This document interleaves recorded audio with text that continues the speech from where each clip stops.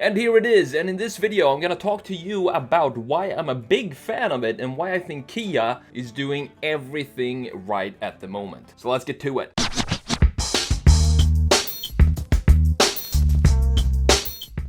So the Kia Seltos is a sub-compact crossover SUV and is set to go on sale here in the US in the first quarter of this year, 2020. However, it will not be sold in Europe since Kia already has the Stonic and the Exceed, which kinda looks like a Mercedes from the rear now that I look at it. Interesting. Well, those are the alternatives for the European market. I wanted to make a video on the Seltos for 3 reasons. Number 1, I wanted to give you the specs and tech of the car. Number 2, to talk to you about how far Kia has come in the last decade when it comes to design. And number 3, the fun part, is to review the design of the Seltos itself, what I like and what I don't like about the design, share my opinion about it, and maybe start a discussion about where Kia is headed with its design identity. Now, growing up, this is what Kia was to me. The Kia pride of the 1990s. The size and crash test ratings of a shoebox. Now, let me give you an example. If I was driving this on a cold, wintry day back home in Sweden, visiting my mom for some coffee and dessert, when the time comes to leave, I would be backing up from my mom's house, making a 3-point turn like this, and accidentally, I might have ended up in the ditch because it happens. The roads are icy. Now, if I was in a Kia Pride at this moment, I would most likely be killed. So that's what Kia stood for in my mind growing up. Low quality, horrible design and safety, mass-produced tin cans. And that's also why it's so cool to see where they are now and compare it to just 10-15 years ago. Every automaker follows common patterns and attributes when designing its vehicles so that each entry in its lineup possessed a shared unified theme. While some characteristics are more overt, like the uniform grille shape or the headlight design like a BMW had with the angel eyes of the 2000s, others are more conceptual, and that's where Kia fits in. The design of Kia up until 2010 was a bit bland, a mix of a bunch of different approaches, resulting in kind of a faceless brand. And this all changed when Peter Schreier, Kia's chief design officer, said the following: Kia has a neutral image, indistinguishable whether it was Korean or Japanese, and stated that it's very important that you're able to recognize a Kia at first sight. Now, this is when the Tiger Nose grille was implemented in 2010, and it became the brand's unifying design feature. So let's talk about the Seltos here. Based on the Kia SP Signature concept car, its name is derived from Seltos, the son of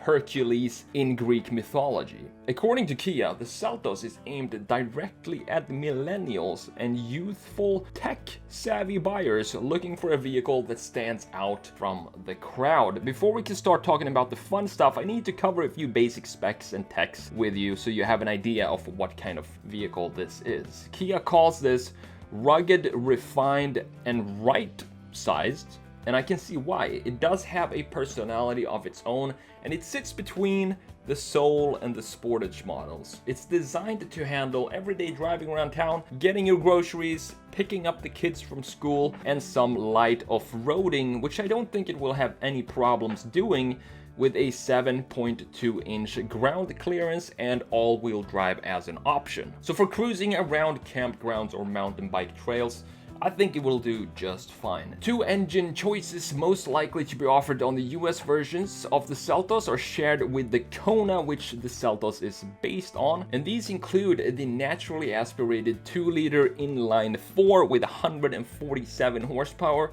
and a turbocharged 1.6-liter inline 4 producing 175 horsepower. The 2-liter base engine pairs with a 6-speed automatic transmission, and the turbo 1.6-liter comes with a 7-speed dual clutch automatic transmission, which is kind of a surprise to have a dual clutch in this type of car, but that's cool. There is also a diesel engine that will be available in other markets, but no diesel engine for the US. However, unlike the global Seltos, the US market Seltos is equipped with a distinct front end that promises improved approach angles for light off-roading. And the Kia Seltos will be offered in 4 different trim levels with very typical trim level names, and those are the LS, the S, the EX, and then the top of the line, it's called the SX. And these trim level range in price from around $22,000 up to $29,000 for a fully equipped Seltos. If you opt for 4-wheel drive, that's going to bump up the prices on all 4 trim levels, obviously.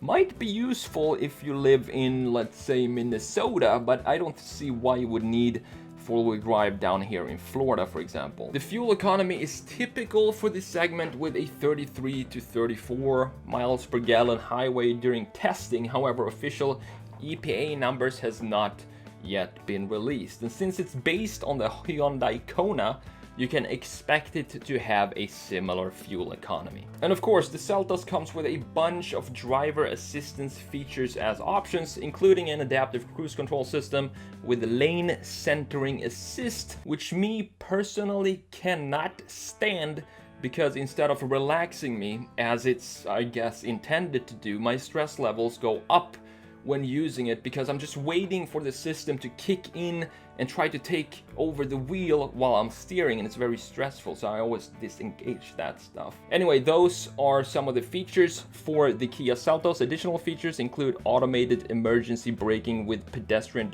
detection and a 10.3-inch touchscreen for the infotainment system. But now, let's take a moment of silence and talk about what's really important here, and that is the design. So do I like it? Do I hate it? Well, to be honest with you, I've been a fan of Kia's design for the past few years, and to me, there are only a few car companies that still have fun creating and designing cars.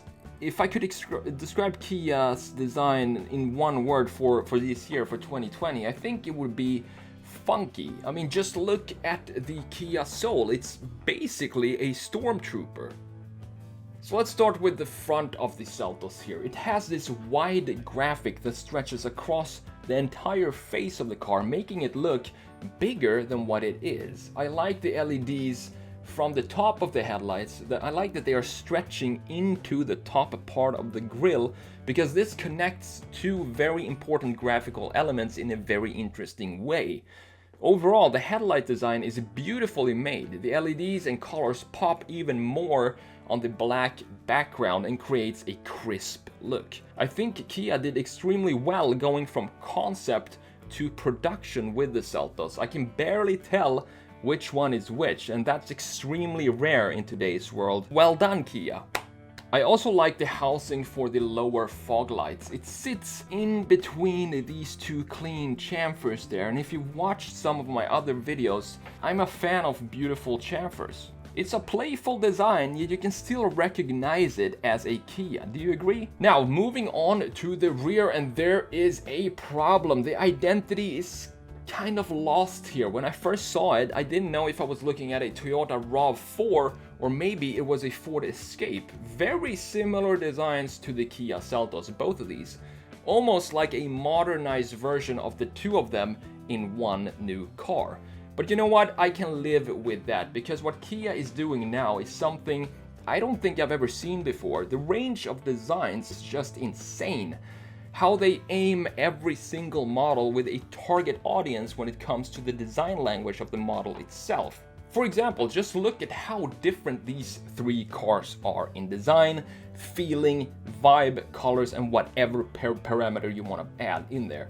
On one end of the spectrum, we have the Telluride. It's the grown-up, the big brother, the one that leads the way. In the middle, we now have the Seltos, a fun small SUV with some passionate design and funky colors. And on the other end of the spectrum, we have the Kia Soul, completely different in all aspects from the Telluride.